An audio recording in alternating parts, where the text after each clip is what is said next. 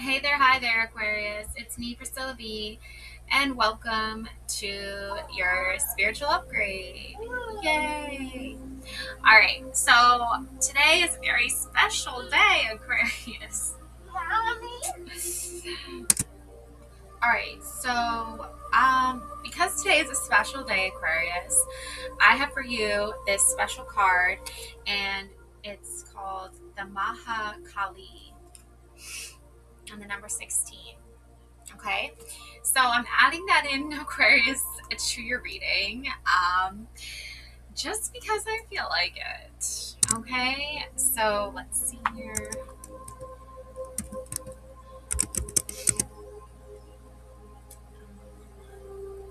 So Mahakali is a fierce Hindu goddess embodying time, destruction, and cosmic transformation, revered as the ultimate force of creation, preservation, and dissolution. Origins and identity. in, in Mahakali is a powerful deity in Hinduism and Buddhism, often considered the supreme manifestation of the divine feminine. She is the consort of Mahakala, the god of consciousness, and represents the feminine aspect of time and death, paralleling, whoa, okay, the male principle of Mahakali or Shiva in Shaktism. She is regarded as Adi Shakti, the primeval force of the universe, and is sometimes identified with Brahm, the ultimate reality. Mahakali is also associated with the Tamas Gana, symbolizing inertia and then transformative power of destruction and renewal. So, yeah. Um, a lot of transformation. All right. And that's okay, Aquarius. I'm here for it. I know it's not painless, however, necessary. So then we have here your Ashika Oracle card, and we have the number 7 and subtle realm with the lotus flower, and we have like a guardian angel here as to serve as like a protector. Okay.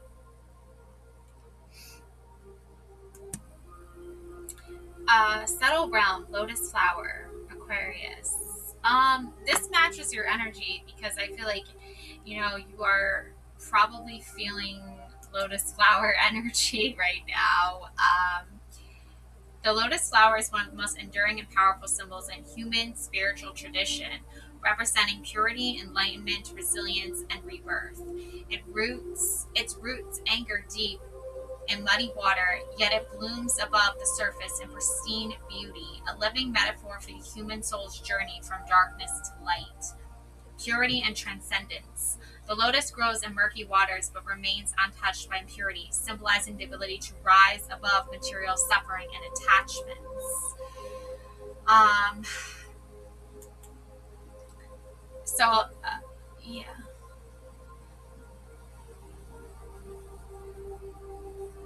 Non-attachment. Water beads roll off its petals without staining them, symbolizing detachment from ego and worldly negativity. You're doing that. You are detaching from ego and worldly negativity so that you can tap deeper into your spiritual mastery, into your alignment here.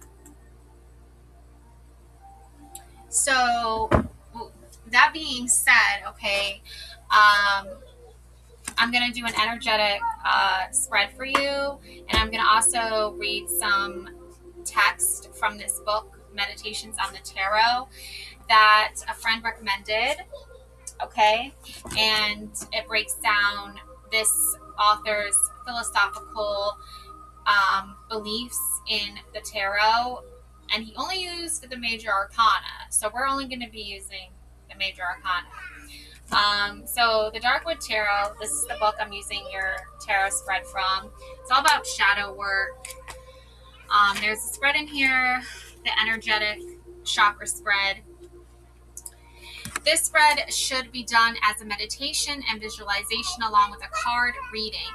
Shuffle and place 7 cards before you face down. Proceed to interpret each card As you turn each card, imagine that chakra opening and spinning in your body while simultaneously focusing on the card's message. So up first, we have the root and the base of the spine, and we have your security.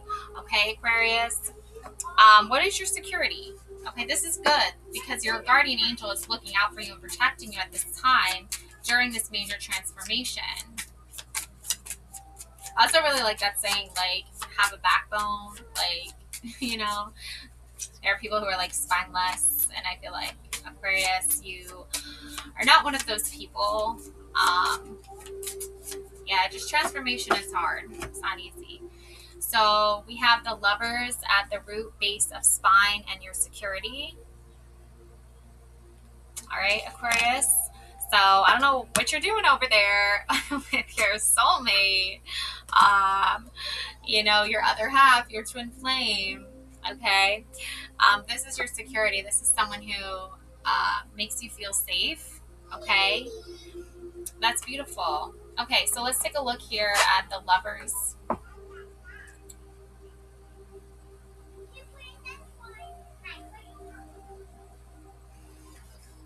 The lover. 1, 2, 3. Let's go. 1, 2, 3. The lover.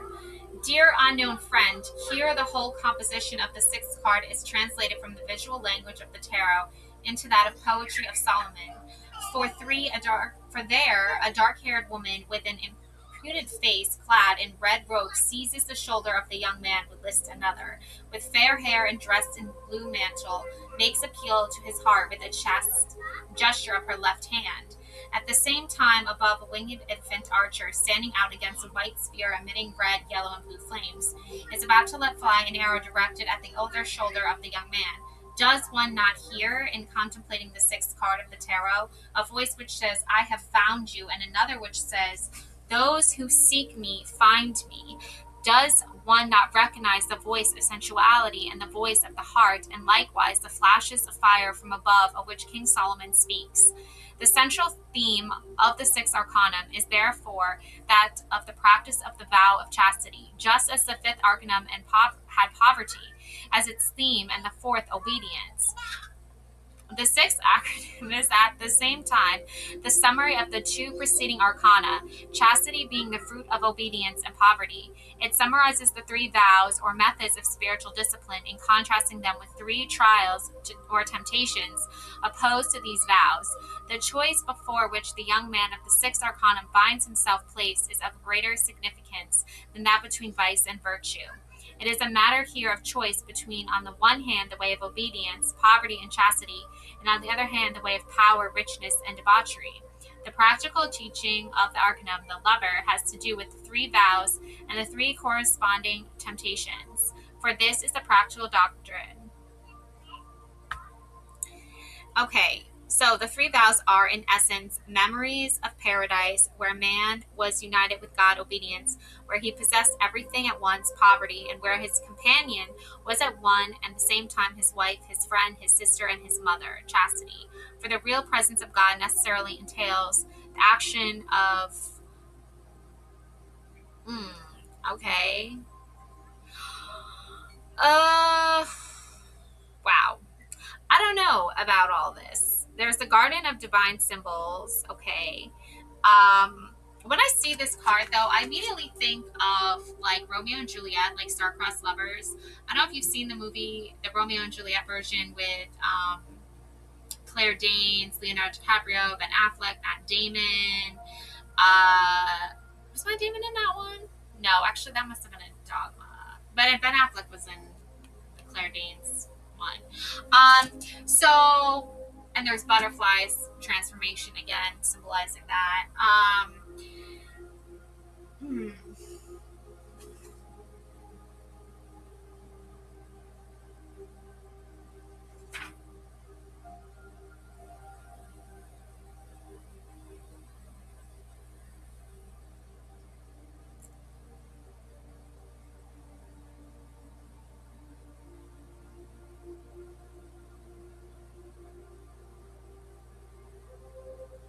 Wow. Okay.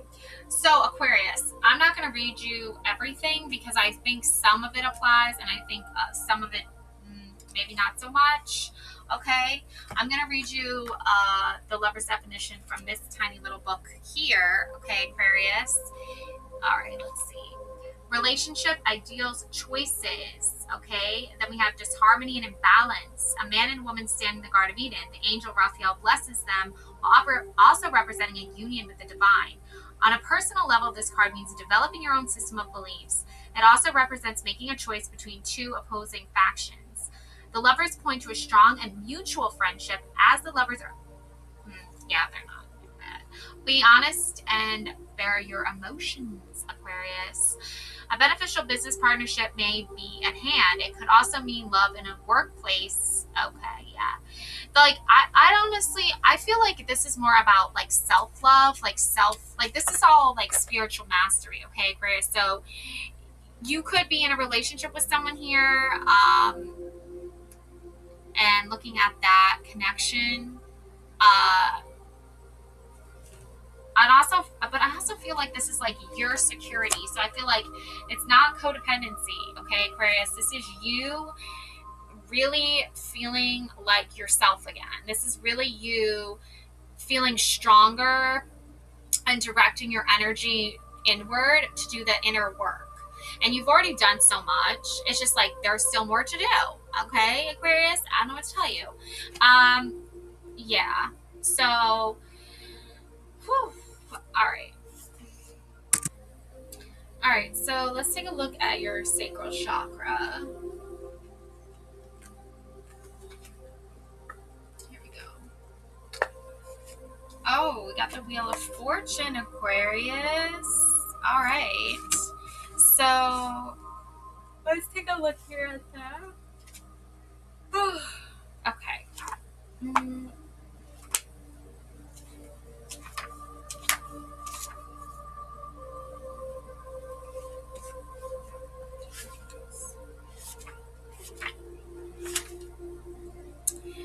The Wheel of Fortune is the archetype of fate, fortune, and destiny. The symphony of life is a perpetual wheel of motion. The shadow witch fell out of time as she visited the hermit. Time is an illusion after all. The hermit gave the witch specific instructions. Find the wheel, make it spin. It didn't take long for the witch to discover an old spindle spinning wheel covered in curious creatures. She feels the dark wood spring to life as she becomes the activating principle of the universe. The Wheel of Fortune reflects the motion of the universe and the ebb and flow of time. It is cyclical rhythms, morning, moon, and night. It is the rotation of the earth as it travels around the sun. The wheel reflects ups and downs in life cycles. The secret to ultimate equilibrium is to find your center point. Can you focus on the center of the wheel? Can you place yourself in the stillness? If you do, no matter how fast or slow the wheel spins, no matter if you are moving up into like I feel like if you're moving in negativity or anxiety, there's this unshakable quality as a response from the truth of who you are. The snake plummets down while the fairy rises. Each corner direction holds an elemental of earth, air, fire, and water. The wheel marks the halfway point between the Fool and World cards. The four corner fairies foreshadow the World card to come, and their books hold the secrets of the elements. Life's ups and downs, the rhythm and flow of existence, expansion, and movement. The Wheel of Fortune turns in your favor. The ability to ride with challenges and blessings, accepting help from the unseen. Okay, the shadow part of this is the inability to be happy and present in the present moment, a preoccupation with an imagined future outcome, clinging to a magical fairy tale ending where life will be perfect when and if only. Yeah, Chris, I mean, I love fairy tale vibes. I love that energy. Romeo and Juliet, right? Not a fairy tale ending, though, okay? However, I just feel like you are probably starting to see and like make sense of the energy that you feel overall when it comes to like this. I feel like you're conceptualizing something.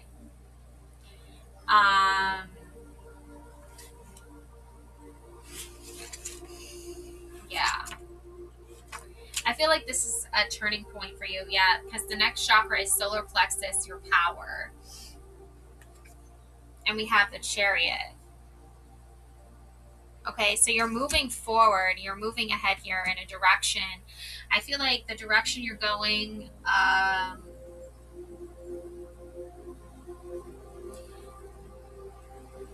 there's like a powerful force behind that energy. Okay. I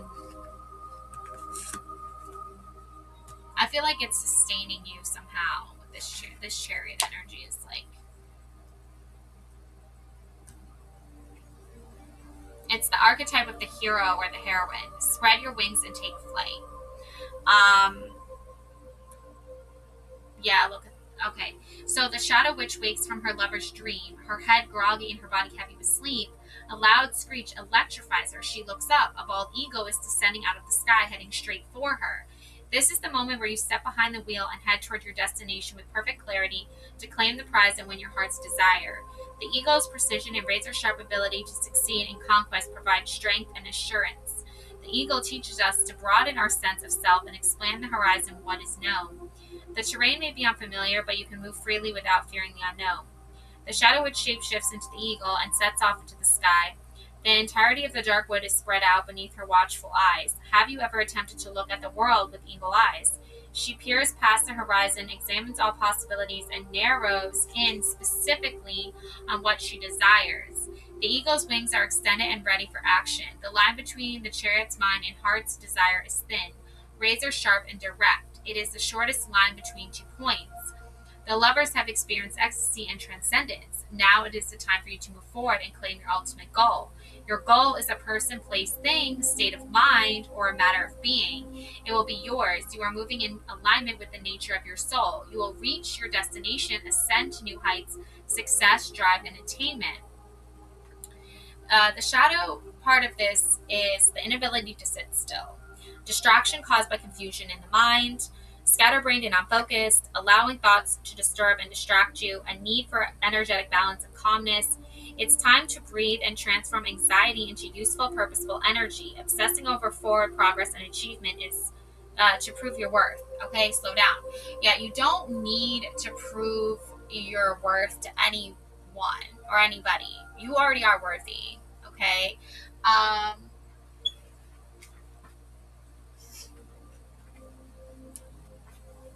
So that being said, I'm just gonna put my sweater on. Yeah. I feel like you're taking a more thoughtful approach, a more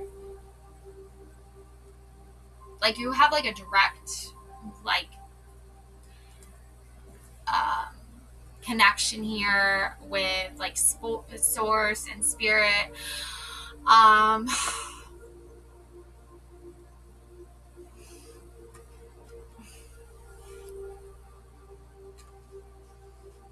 I'm interested to know what it says here in the little book. The Chariot. Interesting. Willpower, determination, and direction. A warrior drives a chariot underneath a canopy of stars. Though the Sphinx is pulling the chariot look in different directions, it is the warrior who decides which way they will go. It is through strength of will that you will accomplish your goals. Outside forces may pull you in different directions, but focus on the path ahead. Be clear about what you want and stay true to yourself. Take action to build a relationship that is right for you. Use your determination to drive your career. Steer clear of office politics or other distractions. Your determination may have become an obsession, and it is time to reassess. On the other hand, it could signal lack of focus or a loss of control. Calibrate opposing forces to get back on track. Yeah, okay. There's always going to be opposing forces, and, you know, it is what it is. It's not fun for anybody, Aquarius. However, it is part of the alignment, okay, the process. Interesting to note that the chariot is your willpower, and this is coming up as your solar plexus, which is your power. Okay, Aquarius. Heart, your empathy, the world. Aw, you have so much love for the world. That's beautiful. I love this for you, Aquarius. Okay, so let's take a look here at the world energy.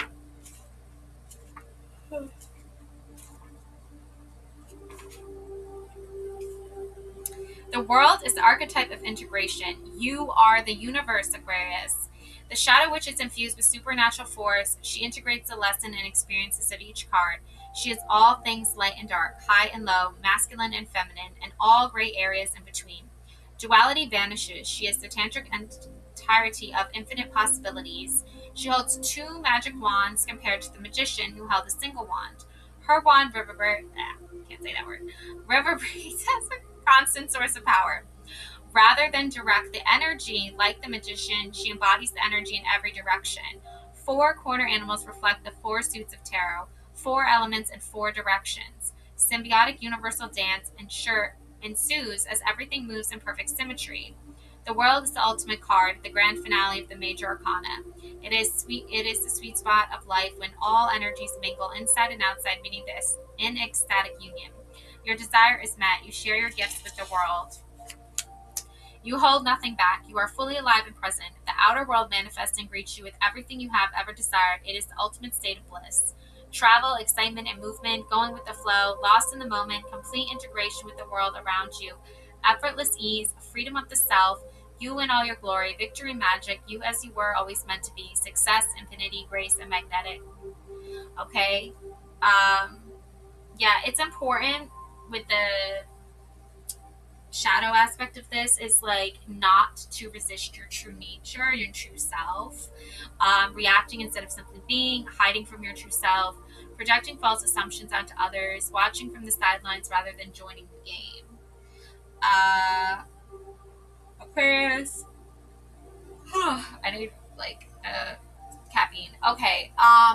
You're gonna have to just separate yourself from everything else going on, like outside of you,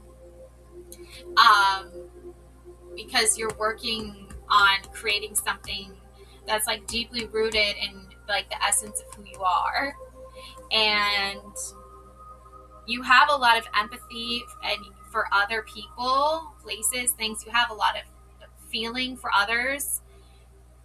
What about the feelings that you have for yourself, Aquarius? Where does that fit into the narrative? Where does that fit into you're unlocking your truth here? Then we have throat, we have speech, death. Okay.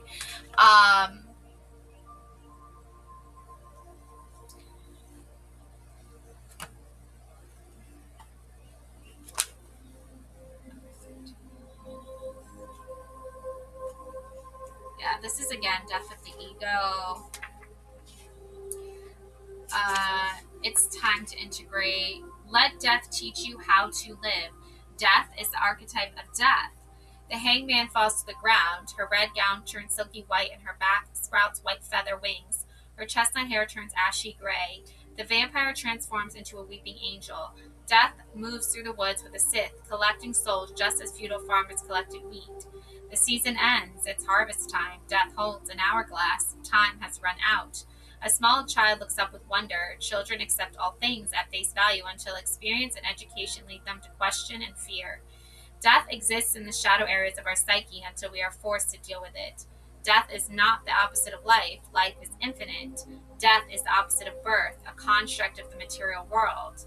Life's infinity resides beneath the dance, behind the dance of birth and death. Consciousness awakens in the full and resolves in complete integration of the world.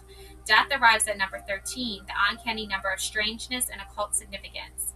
Death is the energy keeping the material world fresh and new. Yeah, and I mean, obviously the saying of like there's life and death, right? Yeah, there is life and death. There is also birth, there's rebirth, there's transformation. It's like, I feel like it's like in between worlds. Like you have the world of death, like physically, you have the world of life physically, and what exists between that, those two opposing energies. I know it's like, I'm not saying it's like, I'm not saying death is the opposite of life. I'm just saying that, like, from my perspective, like, there's a plane of existence, of consciousness. And I feel that this birth, this rebirth, this transformation is the balance between life and death. So, I mean, I'm not going to agree like everything I read in these books. Okay. I agree with some things. Just energetically, I think it's like you are the traveler, you are the current, you are the person, the individual on your own spiritual journey. So, how you view life and death, that's you can define that how you see it, how you feel it.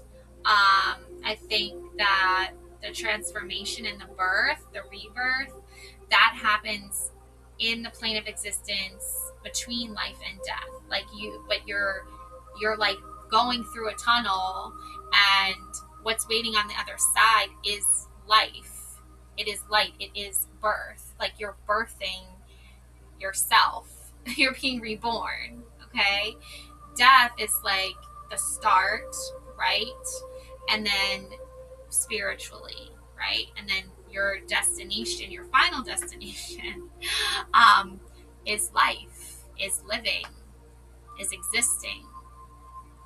So I don't know. Take that as it resonates. I just feel like I'm not going to agree with like everything in these books that I'm reading. Just I get the vibe. I just like have other ideas. So that being said, come up with your own definitions. Define life on your own. How do you feel when you're alive? Like how does being alive and life, how does that feel to you? What kind of like words come to your mind when you think of life? What kind of words come to your mind when you think of death?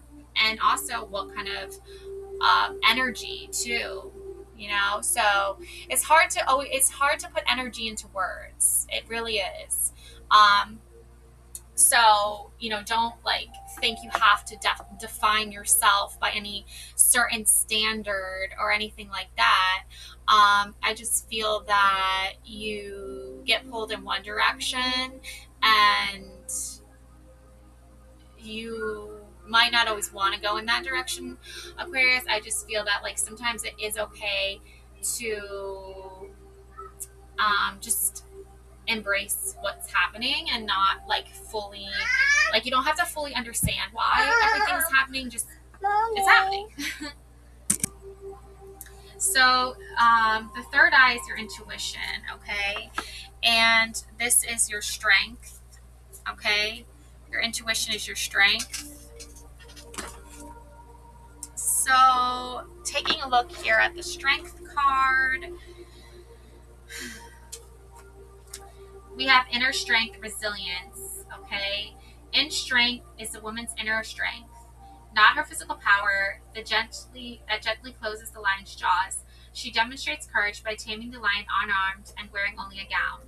Tap into your inner strength and resilience to overcome obstacles. Gain control. So tap into your inner strength and resilience, overcome obstacles, gain control through patience and compassion rather than outward force. Use empathy to nourish the relationship. Rein in any impulsive emotions and tackle obstacles with a sense of calm. Be confident in your abilities. Show how capable you are without letting your emotions take over.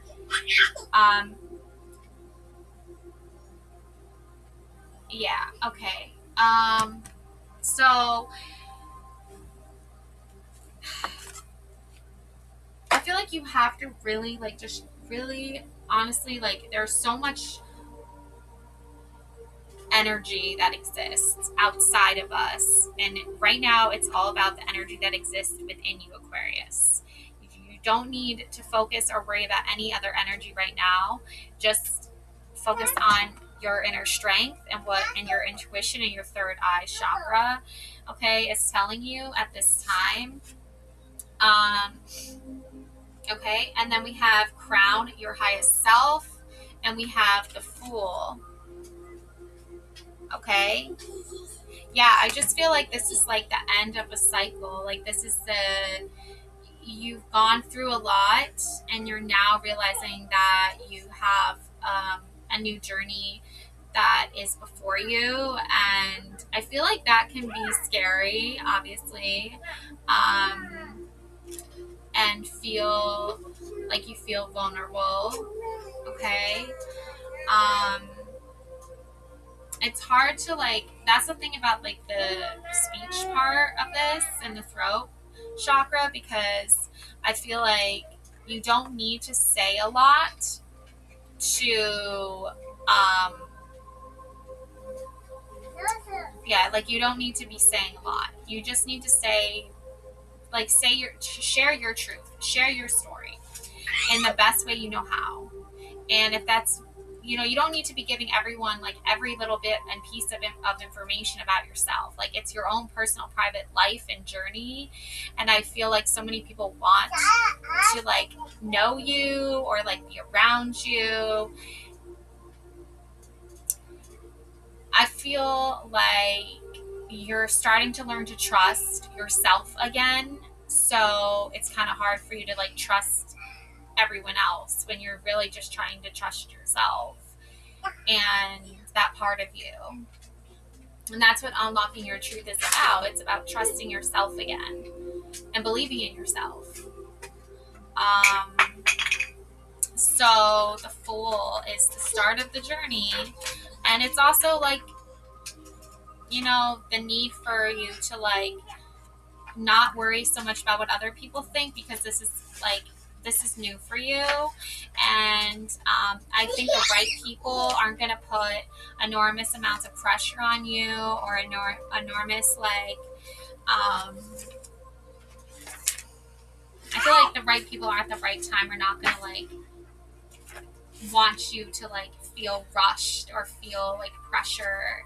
I feel like the right people at the right time are going to like open you up to seeing like this whole brand new side of yourself that I feel like it always existed within you. You just have to like believe that you can tap into it and you can harness it and like use that energy to help you get through things that are difficult and challenging. So the Fool, a leap of faith. Okay, you might be acting impulsively or foolishness, echoing freedom, acting in self-interest. Yeah, like I don't think the thing is, I don't think you're being like self-interest, like in a selfish like sense. I think if anything, the road is yours alone. Okay, like you're not acting impulsively. There's complete trust and innocence. The beginning of a new cycle, a door opens, the adventure begins. Yeah, I just think like you don't want anyone else like telling you like when or how to go about something. I feel like you're trusting yourself on this journey. And I don't feel like you can trust I don't feel like you trust a lot of people, Aquarius, and that's fine. Like, you know, your circle of trust is yours and yours alone. There's a shadow side to this, purposefully acting childish, avoiding reality because you'd rather not face the truth, feigning ignorance to get out of a sticky situation, playing dumb on purpose, running away rather than facing responsibility. Yeah, and I don't think you have a responsibility to like appease everyone else or what everyone else expects of you. I feel like this is in your own time, it's in your own pace, it's your own unique individual journey, and I don't feel like you need to like explain yourself to people, or you know, you have the right to say how you feel when you feel it, and when you know it's the truth, and when you know it's like that moment where you feel like you've totally embraced this whole new path that is before you, Aquarius. And yeah, I don't think you're alone in it either. Just a little clue there as to what's going on a deeper, more spiritual level. And yeah. All right, Aquarius, that's my message for you. Beautiful souls. Love and light always. Thank you so much for watching. Bye.